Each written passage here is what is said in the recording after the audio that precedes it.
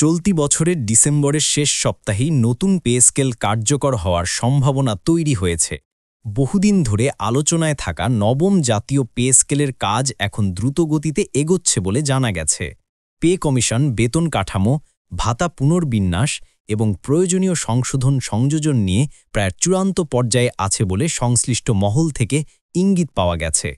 সরকারি কর্মচারীদের জন্য প্রস্তাবিত নতুন স্কেলে মুদ্রাস্ফীতির চাপ, জীবনযাত্রার ব্যয় বৃদ্ধি সবকিছু বিবেচনায় এনে বেশ কিছু বড় পরিবর্তন যোগ করার কথা আলোচনা হচ্ছে। সবচেয়ে আলোচিত বিষয়ে চিকিৎসা ভাতা বর্তমানে মাসিক ১,৫০০ টাকার বদলে সেটি ২,৫০০ থেকে ৬,০০০ টাকা পর্যন্ত বাড়ানোর প্রস্তাব রয়েছে।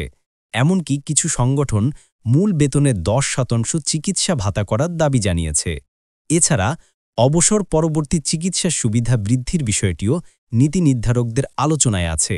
নতুন কাঠামোতে ২০তম গ্রেডের সর্বনিম্ন বেতন ৩৫,০০০ টাকা এবং সর্বোচ্চ স্কেলে বেতন ১,৪০,০০০ বা তারও বেশি করার বিষয়টি গুরুত্ব সহকারে বিবেচিত হচ্ছে।